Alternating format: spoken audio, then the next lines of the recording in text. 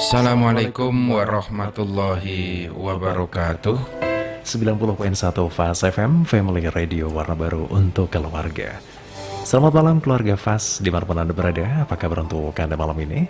Alhamdulillah di malam ini hujan sudah reda ya, sehingga kita saatnya bisa menikmati suasana istirahat di tengah ruangan dengan Anda untuk bisa kembali mengaji bersama Gus Yusuf di Baiti Jannati, Rumahku, Surgaku.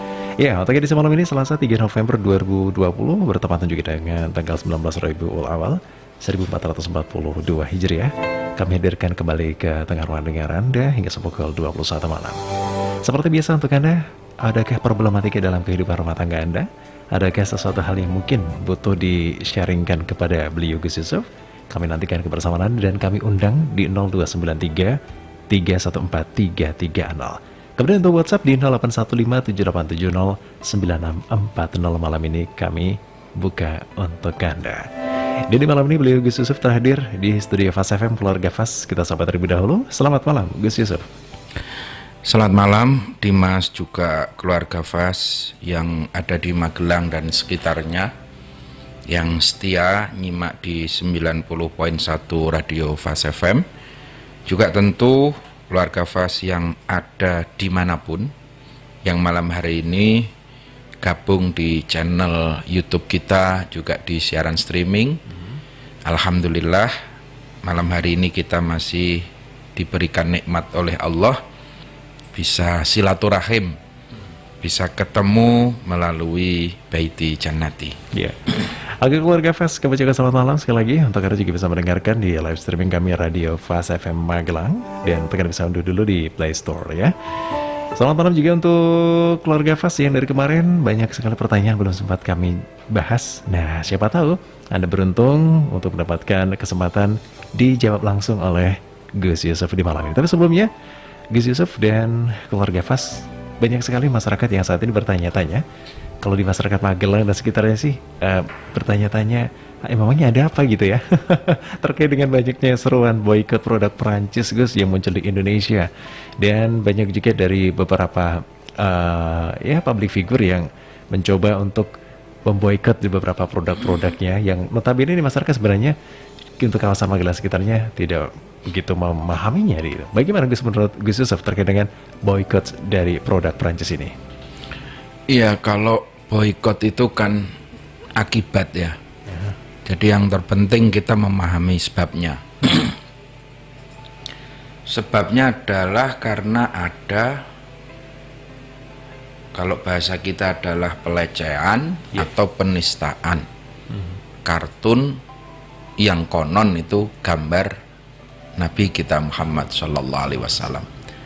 Padahal kalau kita itu mau gambar Kanjeng Nabi, gambar yang seperti apa kita juga nggak tahu kan? Iya guys. Kanjeng Nabi nggak ada fotonya, nggak ada gambar turunannya kan, nggak ada. Iya. Jadi kalau ini gambar Kanjeng Nabi loh, ini gambar yang mana gitu kan? Oke. Yang gambar pun saya yakin juga dia belum pernah melihat Rasulullah. Oke. Jadi itu ya gambar yang diasosiasikan menjadi gambar Kanjeng Nabi. Yang itu dilakukan di Prancis. Setelah itu guru yang istilahnya mempertontonkan gambar itu akhirnya dibunuh oleh, sebut saja teroris lah. Ya setelah itu Presiden Macron Prancis mengutuk pembunuh atau teroris ini dengan mengkait-kaitkan agama Islam. Nah ini yang sekarang menjadi sentimen publik luar biasa, tidak hanya di Indonesia tapi di negara-negara Islam. Semuanya mengecam, mengutuk, bahkan sampai kepada tadi boikot produk-produk dari Prancis. Kalau sikap kita gimana? Ya jelas secara pribadi kita juga mengecam, mengutuk. Kalau beralasan kebebasan berpendapat, oke. Tapi kebebasan berpendapat itu ada batasnya, tetap tidak bisa. Ada batasnya ya. Jadi kebebasan itu kan teorinya begini Dimas. kita ini bebas berbicara sampai pada titik di mana itu menyinggung atau menyakiti pihak lain. Ketika itu sudah sampai titik itu ya berarti sudah harus berhenti. Berhenti ya. Seperti Dimas punya tape recorder. Malam-malam mau di setel. Ini lagu kesenangan saya. Ini rumah saya, ini tape saya. Gitu. Volumenya digedein. Silahkan.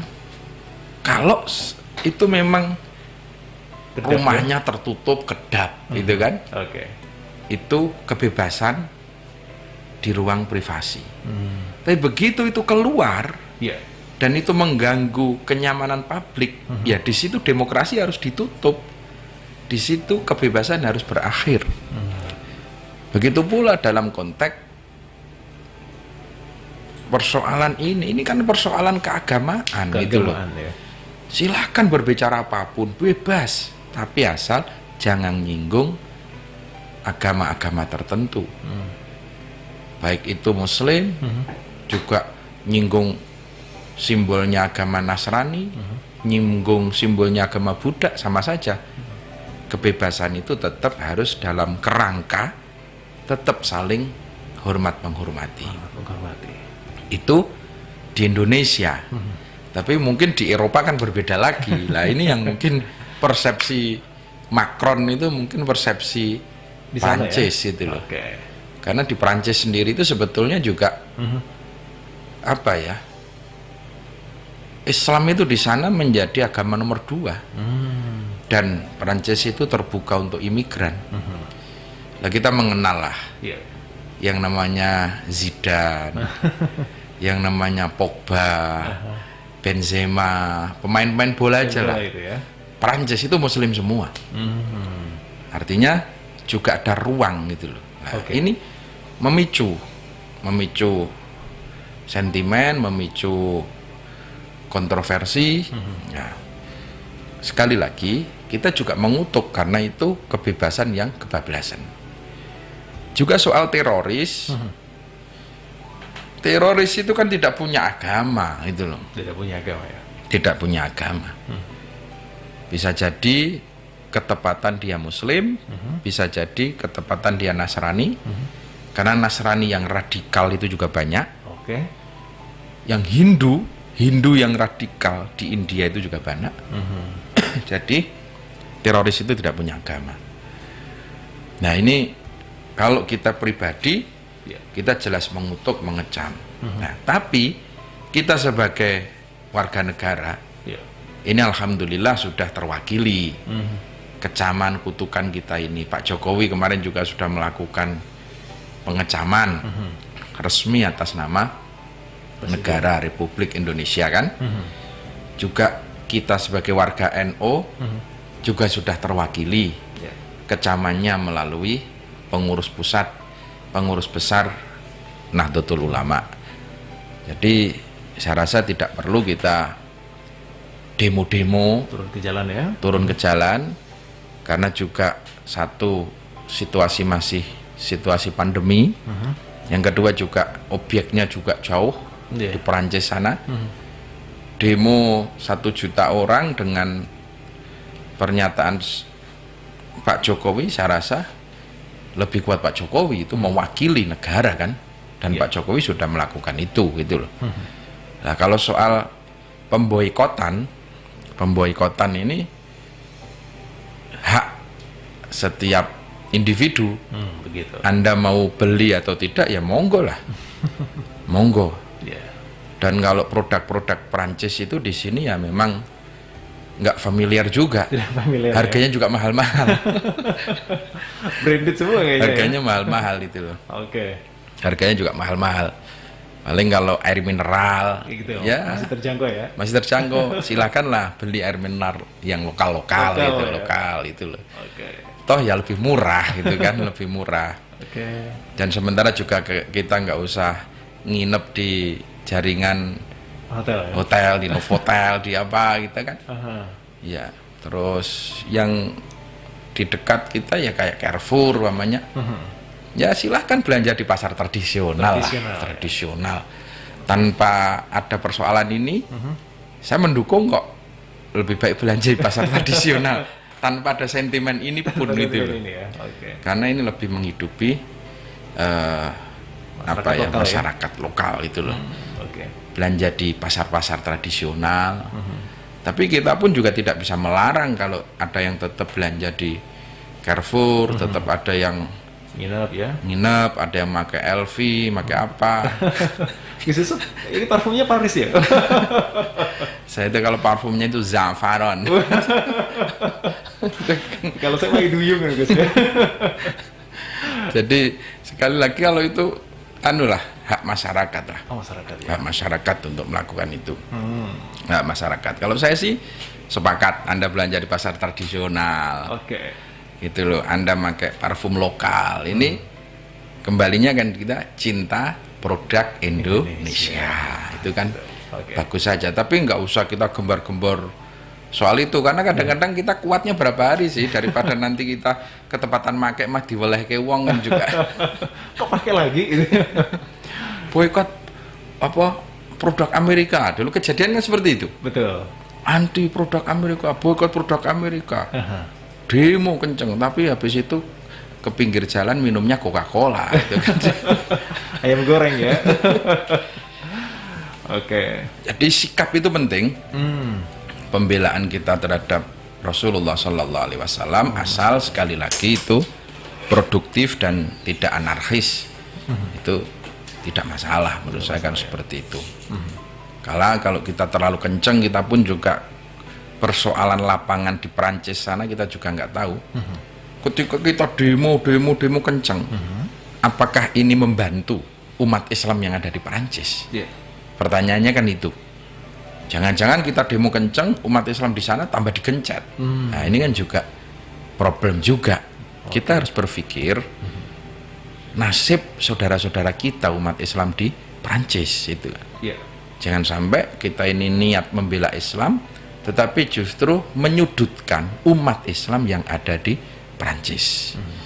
Ini juga harus menjadi pertimbangan. Maka hemat saya, hari ini sekali lagi sebagai warga negara kita sudah diwakili oleh pemerintah. Dalam hal ini presiden sudah melakukan kecaman. Kita sebagai warga Jam'iyah PBNU juga sudah lebih dulu melakukan kecaman. Itu menurut saya sudah mencukupi sebagai sikap kita sebagai umat Islam di Indonesia. Baik, terima kasih Gus Yusuf dan untuk keluarga Fas. Malam ini baru saja bergabung di 90.1 Fas FM. Kami ucapkan selamat malam. Baiti Janati, rumahku surgaku saat ini masih Anda dengarkan. Jadi malam ini kami ucapkan selamat malam bagi Anda keluarga Fas yang baru saja bergabung di live streaming kami, atau juga untuk Anda pemirsa Gus Yusuf Channel dimanapun Anda berada. Silahkan untuk Anda bisa bergabung di 0293 314330. Sementara untuk WhatsApp juga masih kami nantikan di 081578709640-nya. Malam ini ada surat yang sudah masuk di redaksi Baiti Janati, dan ini cukup banyak sih sebenarnya dari beberapa pekan lalu, atau bahkan beberapa bulan ya, terus terang beberapa bulan yang lalu baru bisa kami acak untuk bisa dibacakan malam ini dengan tema menolak berhubungan karena COVID. Assalamualaikum warahmatullahi wabarakatuh. Assalamualaikum, selamat malam Gus Yusuf yang saya takzimi, Mas Dimas, dan seluruh kru Radio Fas FM yang saya hormati. Saya sangat bahagia karena masih bisa berbagi dengan keluarga Fas bersama Gus Yusuf di acara Baiti Janati Rumahku Surgaku. Perkenalkan untuk saya bertanya Gus, saya mau minta penjelasan tentang perihal istri yang menolak ajakan suaminya berdekatan atau bahkan bersetubuh dengan alasan kondisi pandemi saat ini untuk social distancing, mewaspadai terhadap penyebaran virus corona. Bagaimanakah menurut fikih Islam ini Gus? Apakah istri berdosa karena hal itu atau ada rukhsah? Mungkin itu pertanyaan singkat saya Gus. Kurang dan lebihnya mohon maaf yang sebesar-besarnya. Akhirnya wassalamualaikum warahmatullahi wabarakatuh. Waalaikumsalam warahmatullahi wabarakatuh. Terima kasih atas pertanyaannya. Yang pertama, Al-Quran sudah menjelaskan Fassolihatu qanitatun hafidhatun lil ghaibi bima hafidhallah. Wanita solihah itu yang bagaimana? Ini kan yang dimaksud dari pertanyaan tadi. Iya, Gus. Al-Quran sudah menjawab, fassolihatu qanitatun. Wanita solihah itu adalah wanita yang taat kepada Allah. Hafidhatul lil ghaib bima hafidhallah, dan mampu menjaga diri ketika suami tidak ada di rumah. Bima hafidhallah, dan oleh karena itu Allah telah memelihara mereka. Artinya wanita yang solihah itu adalah wanita yang taat dan tunduk terhadap perintah-perintah Allah. Satu itu. Yang kedua, wanita yang bisa menjaga dirinya ketika dia tidak didampingi oleh suami. Karena apapun setelah akdun nikah, qabiltu nikahaha, maka wanita ini sudah menjadi hak penjagaannya dari suami. Maka di situ akan muncul hak suami, akan muncul kewajiban istri. Begitu pula sebaliknya, akan muncul hak istri, juga akan muncul kewajiban dari suami. Kalau berbicara tentang keagungan atau hak suami atas istri, Rasulullah Shallallahu Alaihi Wasallam pernah memberikan satu deskripsi, gambaran yang jelas. Lau kuntu amiron ahadan ayyasjuda li ahadin la amartu an-nisaa ayyasjuda li azwajihinna lima ja'alallahu lahum alaihinna minal haq. Lau kuntu, kata Rasulullah, seandainya aku boleh memerintahkan seseorang untuk sujud kepada orang yang lain, manusia sujud kepada manusia yang lain, la amartu an-nisaa, maka aku akan memerintahkan wanita-wanita ini untuk sujud kepada suaminya. Ini gambaran Rasulullah betapa istri ini punya kewajiban untuk menghormati, untuk memenuhi hak-haknya para suami. Lima ja'alallahu lahum alaihinna minal haq, karena betapa besar Allah telah menjadikan hak suami atas kewajiban istri. Taat kepada suami ini merupakan perantara untuk masuk surga ataupun sebaliknya. Maka yang paling sering dibaca oleh para suami, ini kan ini suami dalil. Sebetulnya dalil ini yang membaca harus istri. Harus istri ya, Gus? Tapi suami yang sekarang masih sering baca. Oke.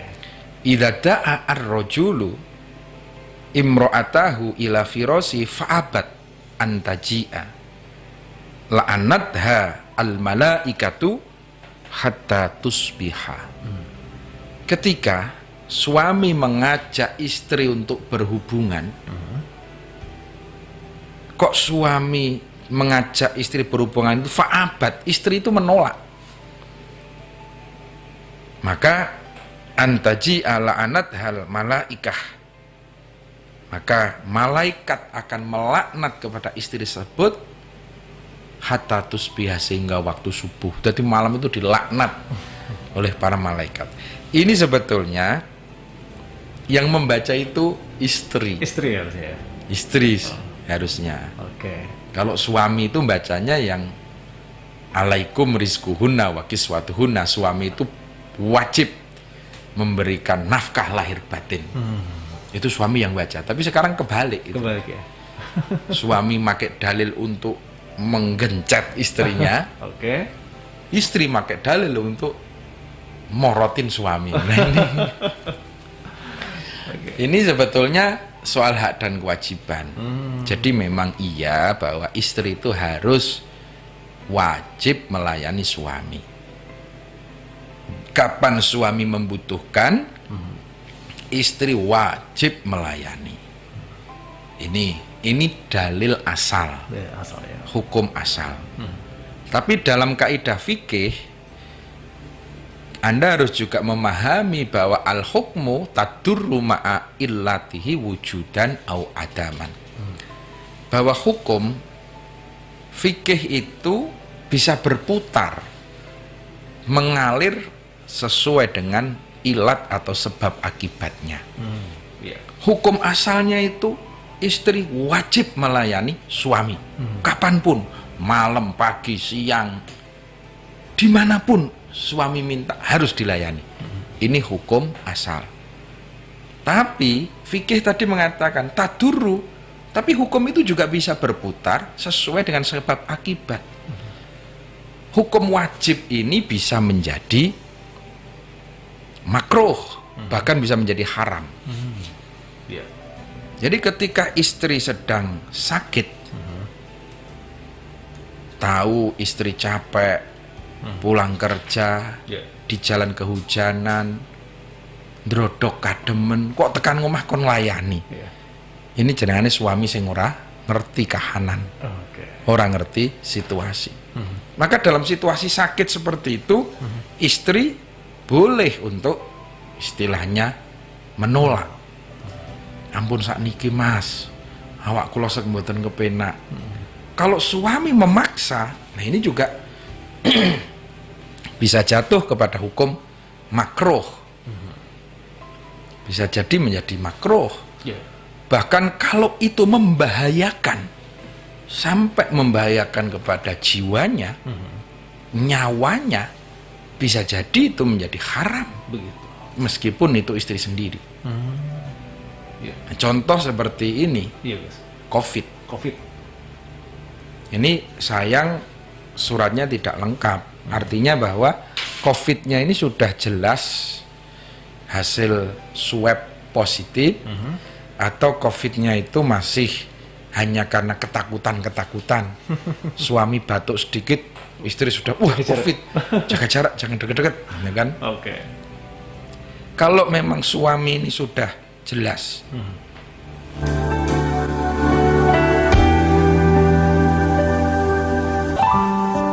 kalau suami ini secara medis sudah jelas hasil swabnya positif, maka ini hukumnya sudah menjadi beda.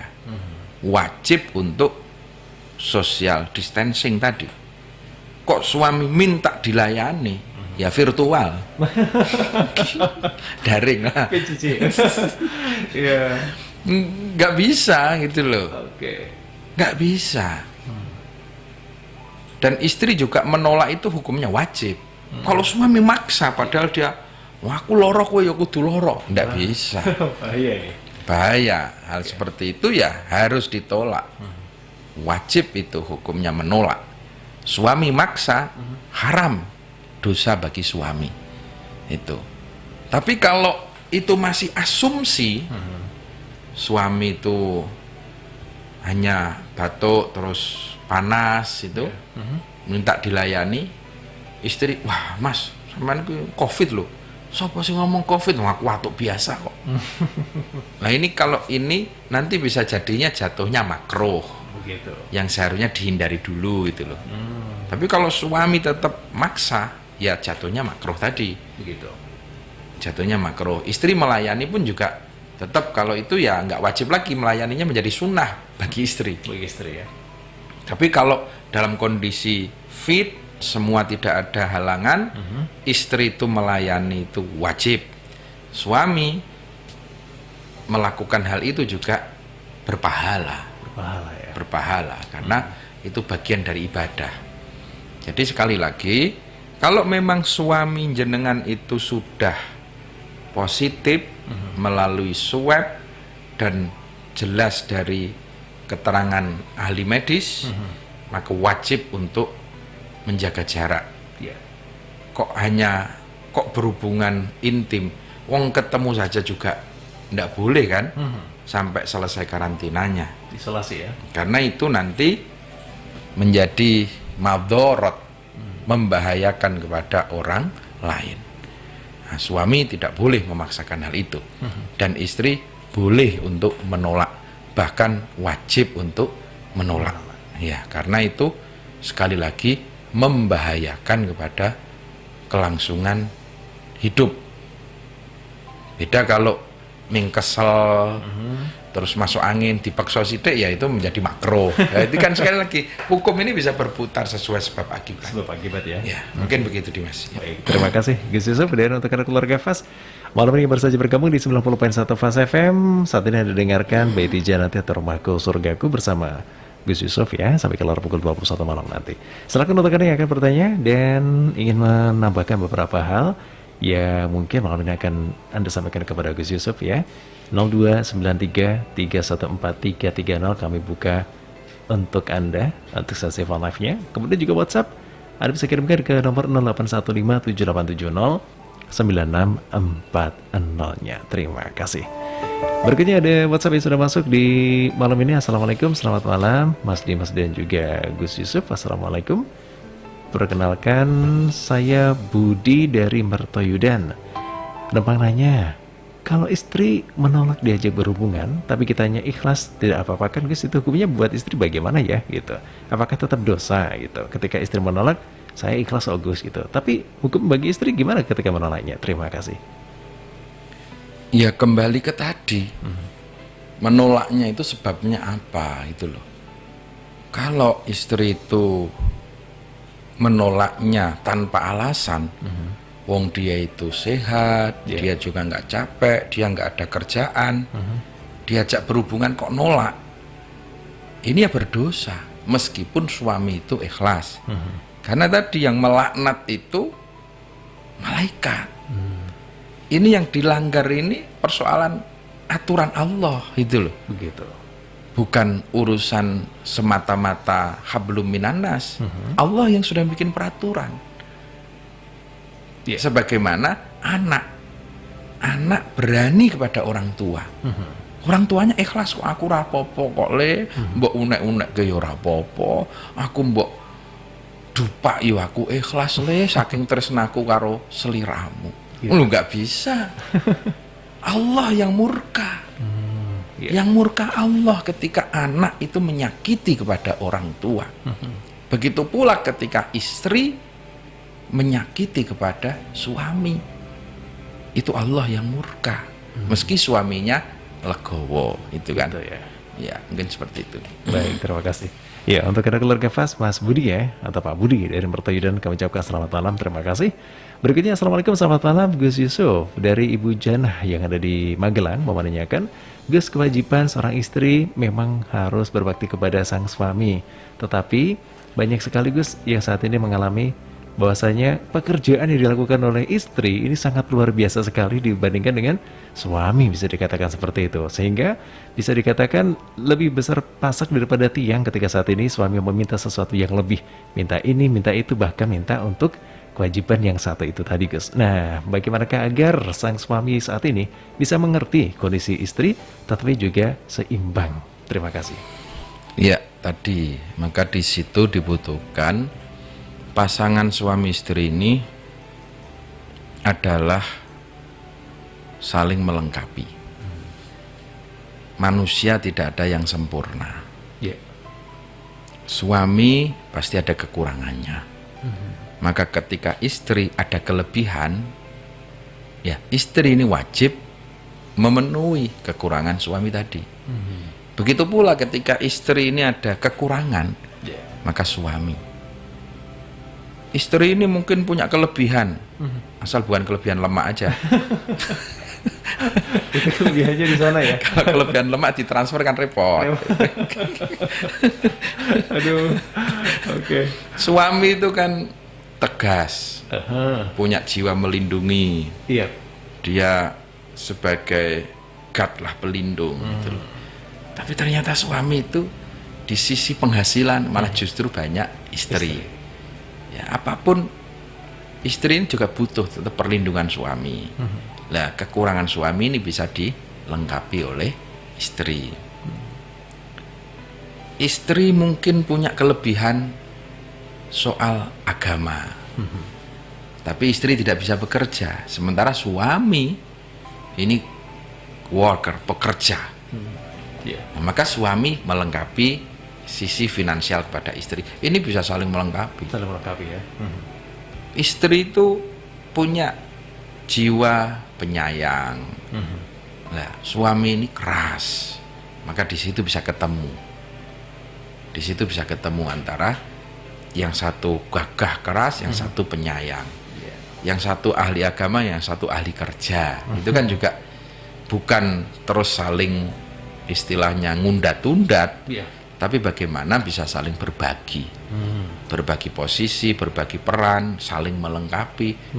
Toh ketika sudah menikah, ini sudah menjadi satu kesatuan, satu kesatuan. Apalagi kalau sampai sudah ada anak-anak keluarga. Ini suami dan istri ini sudah harus menjadi satu kesatuan untuk mengayomi anak-anak yang ada di rumah. Jadi sekali lagi, ketaatan istri ini bukan diukur dari seberapa besar penghasilan istri. Ini yang harus dicatat betul. Jadi tolong istri jangan karena saya gajinya lebih gede dari suami, maka saya yang berhak ngatur suami. Loh, nggak boleh.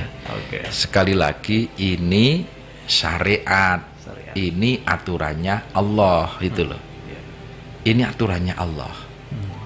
Lah, suami saya itu nggak pernah nafkain. Suami saya nggak pernah ngasih jatah harian, nggak pernah ngasih uang dapur, nggak pernah. Malamnya minta jatah. Loh. Emang jenengan ukur dengan harga-harga seperti itu?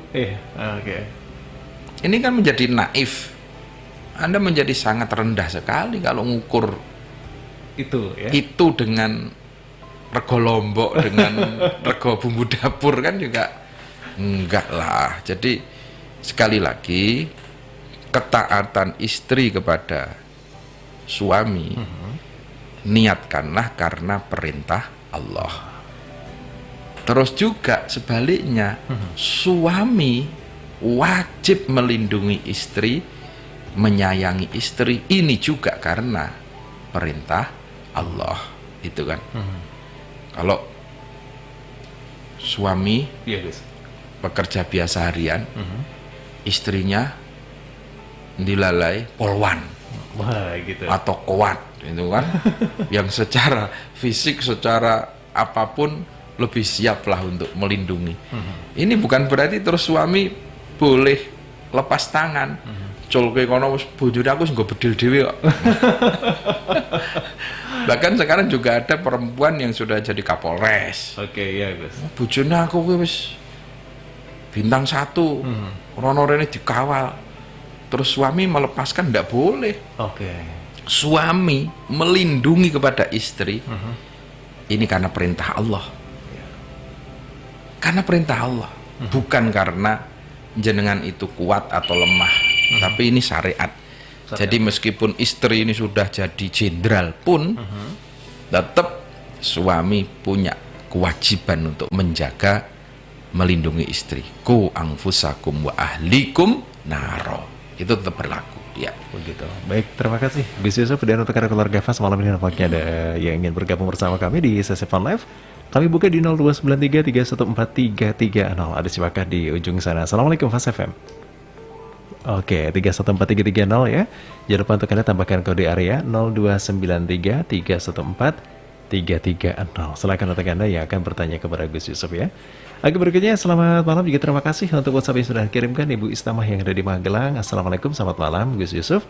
Kewajiban seorang istri untuk taat kepada suaminya sangat luar biasa sekali Gus. Sebisa mungkin seorang istri akan melakukan yang terbaik dan melayani kepada suami. Orang Jawa mengatakan garwo sigari nyawa. Bagaimanakah ketika sang suami sudah pergi meninggalkan kita terlebih dahulu? Apa yang harus kita lakukan bakti kita kepada suami? Terima kasih. Ya. Oke, bisa diangkat dulu Kita teleponnya. angkat dulu telepon juga ya. Kita rangkum. Assalamualaikum Mas FM. Ya. Ya. Ya.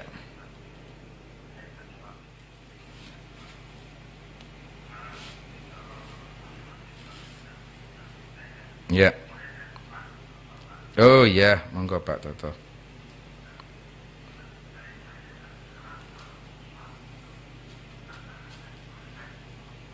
Hmm.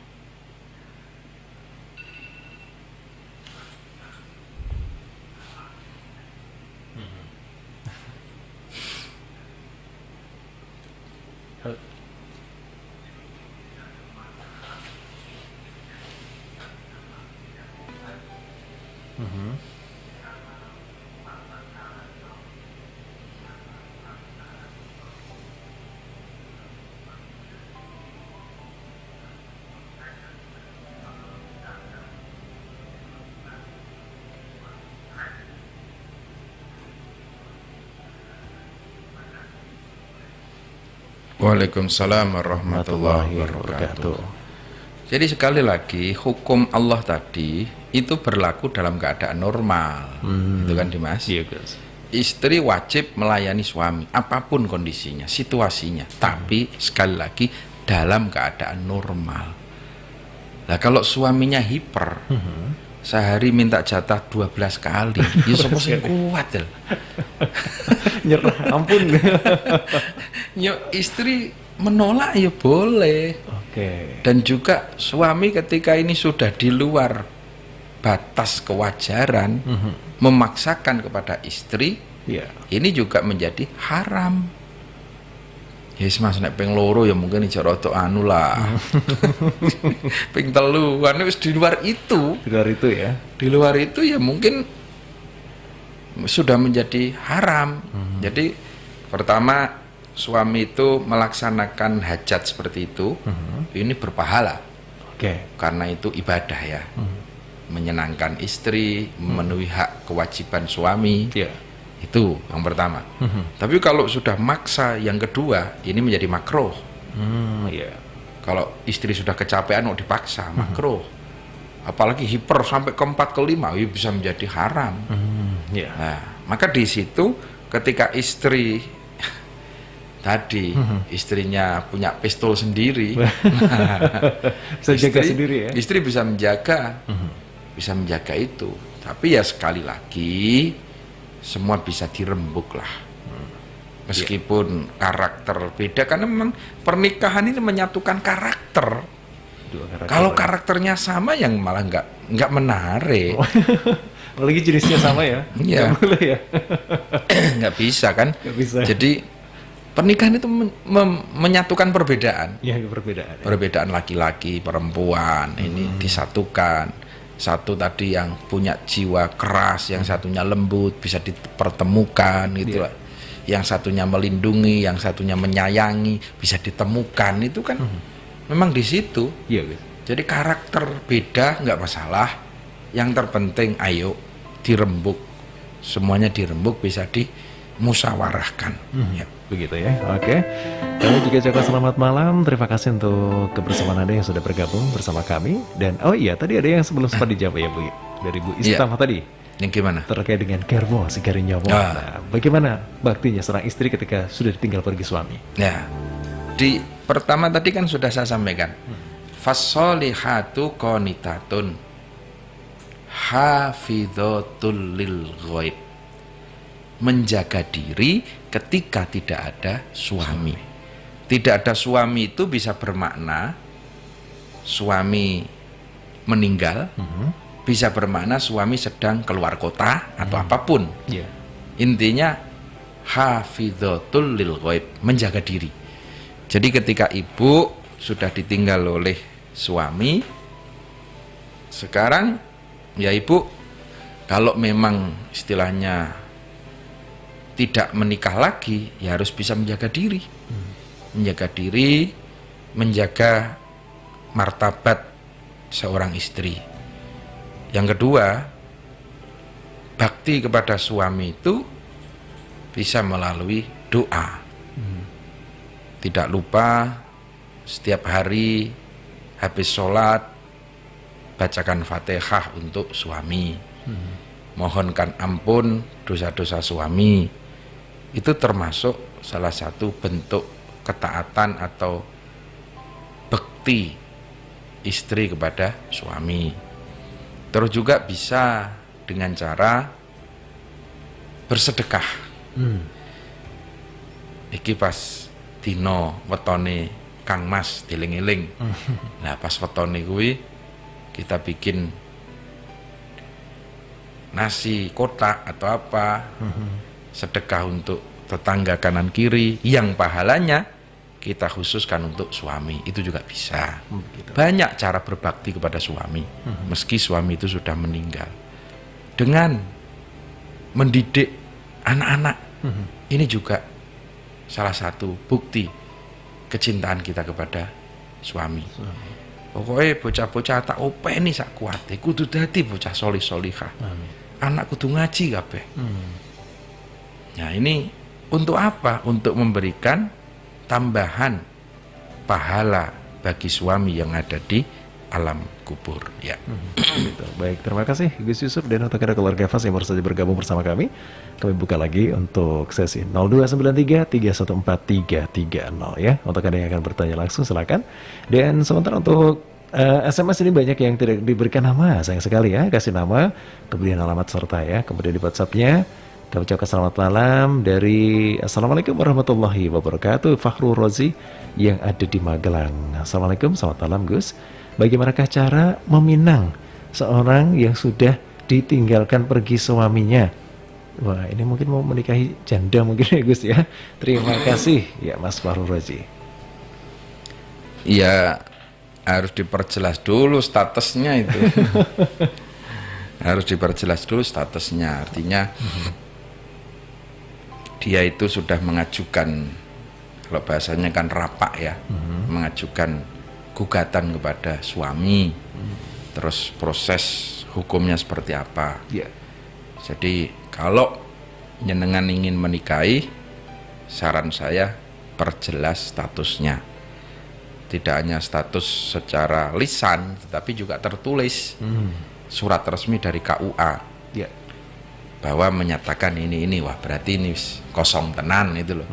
Jangan ketika jenengan masuk tiba-tiba nanti datang Bang Toyib dari Jakarta kan ternyata belum pulang-pulang ini. Pulang Bang Toyibnya itu kan repot itu loh. Ya, harus diperjelas dulu statusnya. Sampai surat yang meluncur dari kantor pengadilan agama. Ya, begitu. Baik, terima kasih. Kemudian juga Mas Supriyadi yang dari Secang Magelang. Assalamualaikum, selamat malam Mas Dimas dan Gus Yusuf yang kami tadimi. Gus Yusuf, saya mau curhat ini Gus. Sudah 1 hingga 2 kali saya menikah, tetapi gagal Gus. Yang pertama saya gagal, yang kedua saya mendapatkan janda yang sudah beranak. Saya berharap bisa memberikan yang terbaik kepada anak-anak dan istri saya atau ibunya. Ternyata setelah menikah dengan saya, sang istri pergi dengan pria lain dan anak-anak ditinggalkan bersama saya. Dan sekarang saya ingin menikah lagi. Tetapi apakah nanti calon istri saya mau menerima saya dengan sejarah cerita yang begitu memilukan sehingga saya juga mempunyai anak yang sudah ditinggalkan ibunya? Mohon penjelasannya dari Gus Yusuf. Terima kasih. Semua sudah ada garisnya. Soal nikah, siapa jodoh jenengan sudah ada takdirnya. Tapi manusia berkewajiban untuk ikhtiar. Jenengan jangan trauma, jangan takut untuk menikah itu. 2 kali pernikahan menurut saya cukup sebagai pelajaran. Yang namanya jamu itu menyehatkan, meski itu pahit. Nek legi jenengane es lilin bukan jamu kan. Ya. Jadi 2 kali pernikahan yang gagal ini menurut saya modal jenengan untuk menikah kembali. Kalau dulu mungkin jenengan menikah li jamaliha karena kecantikannya, ternyata kecantikan itu tidak berbanding lurus dengan akhlak. Oh gagal. Yang kedua kali saya menikah karena 5 liha. Harus ora ayu rapopo, yang penting penghasilannya jelas. Yeah. Ternyata juga penghasilan yang jelas ini juga tidak menjamin keharmonisan.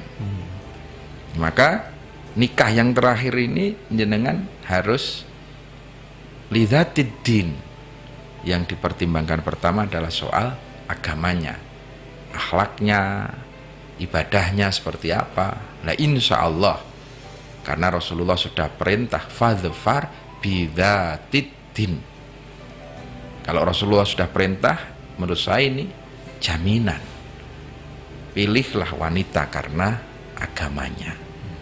Niatkanlah secara ikhlas mengikuti sunnah Rasul.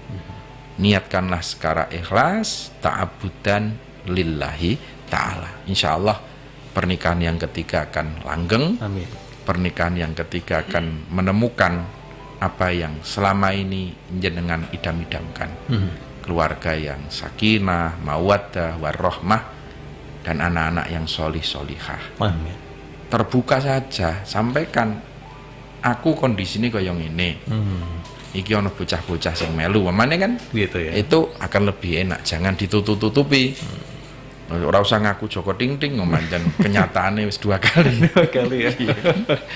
Iya, yang penting niatnya dan visinya, misinya harus berubah. Biasanya harus berubah ya. Insya Allah sekali lagi jangan trauma untuk menikah. Ya. Begitu ya. Oke, begitu Mas Supri ya. Dapat aku gratis 2 itu. Ya. Bonusnya 2. Beli 1 bisa dapat 3. Dapat 3 ya gitu. Oke, terima kasih. Ini juga sekaligus menjawab dari pertanyaan Mas Anwar di Sidorejo Ambal, Kebumen. Terima kasih untuk kebersamaan Anda. Tadi sudah disampaikan Gus Yusuf dan beberapa pertanyaan lain. Nampaknya ada satu penelpon terakhir untuk Anda di malam ini. Mulai buka untuk Anda kembali keluarga Fas di 0293 314330. Jika tidak, kami akan menutup acara di malam ini. Oke, 1, 2, 3. Oke, terima kasih untuk kebersamaan Anda keluarga Fas dan untuk Anda yang baru saja bergabung bersama kami di Baiti Janati Rumahku Surgaku. Mohon maaf sekali untuk beberapa pertanyaan yang begitu banyak ya di redaksi kami. Insya Allah di kesempatan yang akan datang kami akan membahasnya untuk Anda dan siapa tahu untuk Anda yang beruntung untuk dijawab langsung oleh beliau Gus Yusuf. Untuk Anda malam ini baru saja mendengarkan Baiti Janati, saatnya kita dengarkan closing dari Gus Yusuf. Keluarga Fas yang dimuliakan oleh Allah, dalam satu hadis beliau Nabi menyampaikan bahwa idza shollat al-mar'atu khamsaha wa shamat syahruha wa hafidhat farjaha wa ata'at zaujaha qila lahat khuli al-jannah min ayyi abwabil jannati syi'ti.